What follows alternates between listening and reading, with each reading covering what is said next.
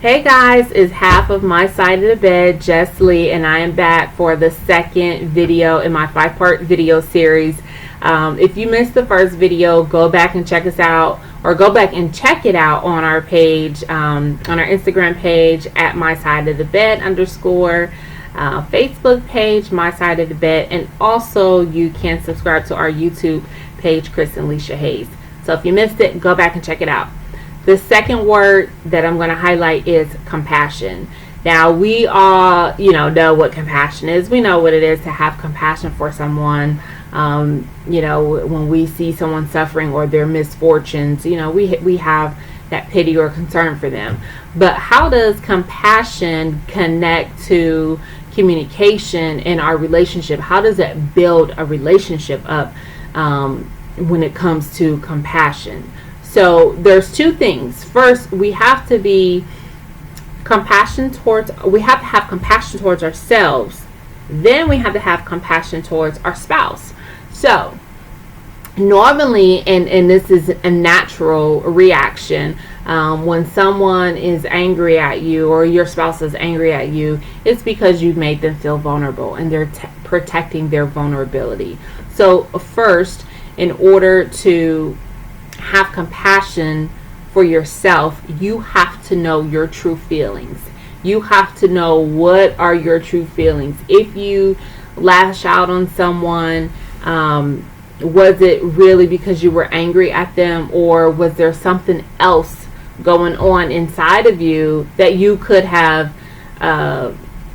been clear on your feelings before you lashed out on your spouse? And then, so that's having compassion for yourself, knowing and being clear on your true feelings.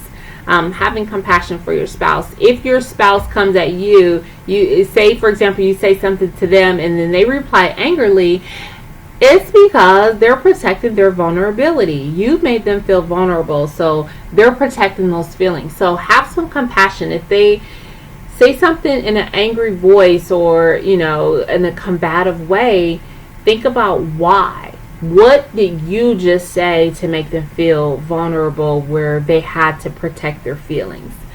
So how can we put compassion back into our relationship? If you don't know that you lost compassion, maybe these tips will help you. Because I didn't know we lost compassion already. So I'm like, I think we did lose a little bit of compassion in our communication. So the first thing is build some type of ritual into your everyday life. And this ritual can be something as simple as every morning have your cup of coffee together. Spend 15 minutes of your day, just you and your spouse, doing something, the same thing every day. Just do something the same every day. If you're like, I can't have my coffee with somebody, I need my coffee first, then we can talk. That's fine. Pick another time of the day. Have a lunch call with your spouse, or read something together before you guys go to bed. Start putting that into your everyday life. Second thing is show and tell your partner how much they mean to you. We say I love you all the time, and there's no doubt that your spouse loves you, and there's no doubt you love your spouse. But what we don't say enough of is I appreciate you, and how and those words will show your spouse that they are valued. They feel valued when you really let them know how much you appreciate them often. Not just on Mother's Day or Father's Day or their birthday or Valentine's Day. Let them know more often how much you appreciate them, so that can make them feel valued. Increase your amount of daily positive interactions, and that just means do something small every day. Bring home their favorite candy bar, or write a note in their lunch, just to increase some kind of positive interaction. I will tell you, I stopped, I took the compassion out. I used to go to the grocery, when I used to go to the grocery store, I still do go to the grocery store, but I used to go to the grocery store, and every month when Chris's favorite magazine came out, I always bought him a new issue of it. I don't do that anymore, and I don't even know why. It's not like, oh, he got on my nerves, so I stopped doing this. Nothing like that. It just stopped. So I'm going to put that back into our ritual because, I took the compassion out of it. So another thing, be understanding. When your spouse is having a bad day and they come home from work and they tell you about it, just be understanding. All they really want you to do is listen and validate their concerns.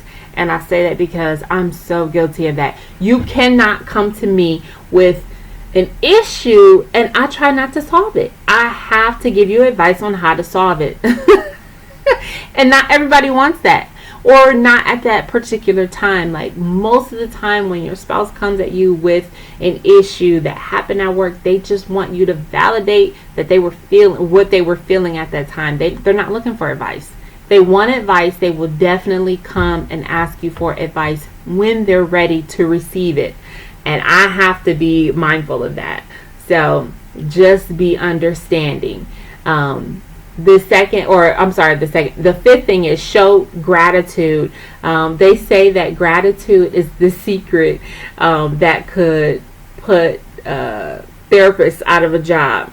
So if couples would shift from being defensiveness and towards gratitude more, they wouldn't need to seek counseling. So just think about when times get tough, if you're in that zone and you're just like, man, I don't know, I'm not in a good place with my spouse right now. Think about something that they have done that you're grateful for, that they have said that you're grateful for, and you'll get that negative feeling out, and your thoughts will start becoming more positive.